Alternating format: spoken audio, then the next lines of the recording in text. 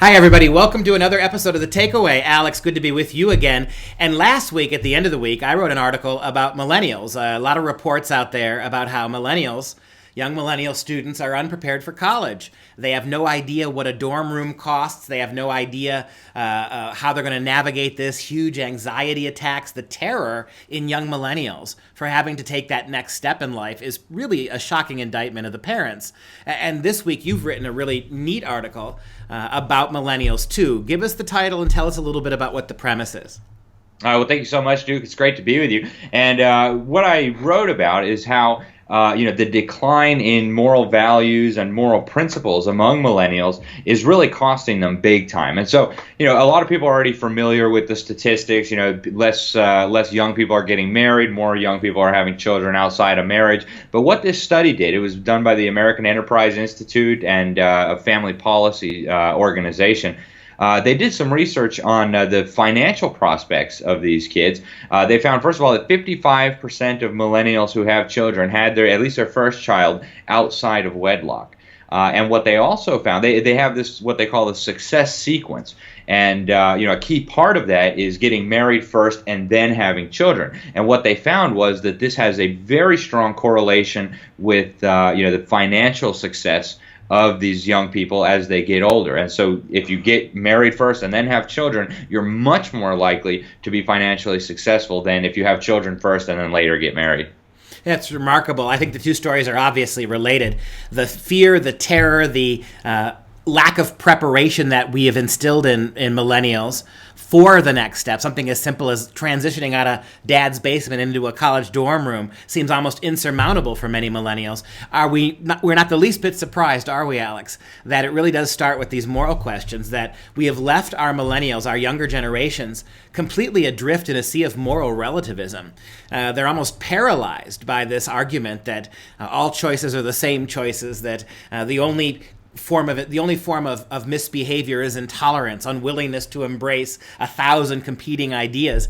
We know, right, that this kind of moral profligacy, it doesn't prepare kids for adulthood, it doesn't prepare them for responsibility, and quite the opposite. It puts them in positions having children before marriage and then getting married before having your life circumstances and your career sorted out. I think I read a statistic somewhere that for the first time in American history, more 30-year-olds are living with their parents now than are actually out on their own being productive citizens.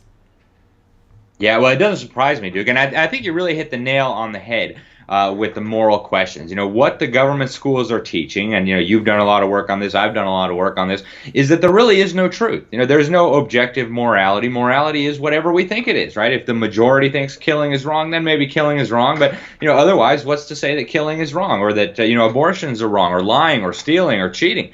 And so that's the kind of mindset that the schools are instilling in the children. And, they have very advanced methods of trying to inculcate these ideas into the kids, the whole values clarification and the OBE, the outcome-based education, where they're trying to get these attitudes drilled into the minds of children. And the consequences are what we're seeing now, a decline in family, a decline in marriage, a decline in honesty, a decline, as you talked about, in, just readiness for basic adulthood, finding a place to live, buying your own food, these basic things. And I think we're going to see more and more of that as time goes on, because unfortunately, rather than getting better, the schools are getting worse, or they're getting more successful at indoctrinating and brainwashing the kids to believe these things. And so I think we're going to continue to see a decline in all of the good things of society as time goes on if we don't change course. Yeah, what it tells me is that we're beginning to reap what we have sown.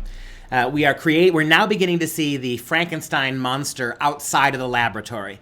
These college campuses, now these high schools and middle schools, they're incubatory places, right? Where the kind of philosophical and moral education these kids get is completely divorced from what happens off campus, right? The kind of aggregate, squishy tolerance, this broad-minded moral relativity that the only really meaningful intellectual exercise is the refusal to pass judgment or to determine or to distinguish between right and wrong, true and false, better and worse, that only works in the artificial womb of a classroom. But once these kids get vomited into the real world, whether it's it used to be at age 18, right, when you had to go out and be on your own or join the army or something. Now it's age 35 and 37 when they finally they impregnate some woman out of wedlock, and then they find themselves on the government dole without career prospects, and now suddenly reality hits them in the face. We're beginning to see the consequences of this.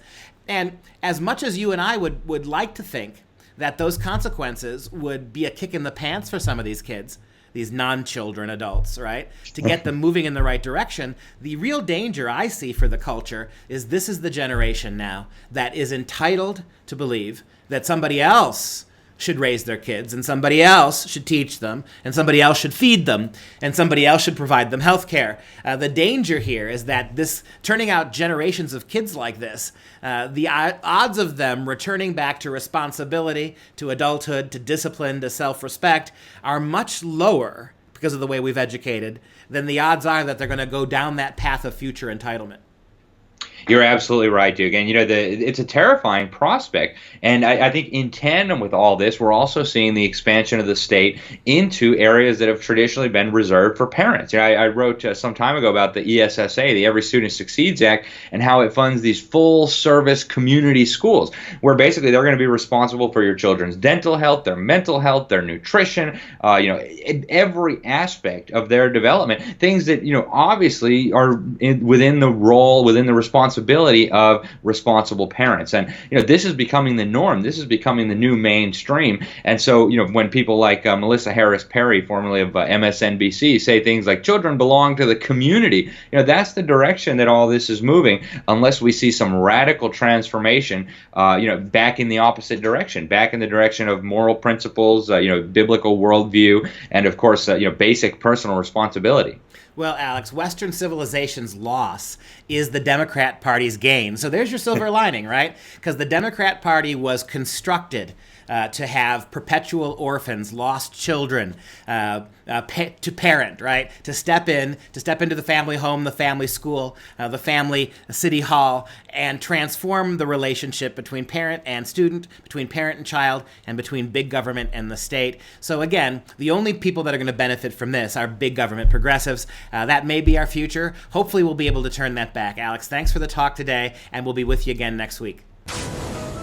If you enjoyed this video and all of our videos, please consider a tax-deductible donation so we can keep the whole thing free for you. I'm Dr. Duke. Thanks for watching.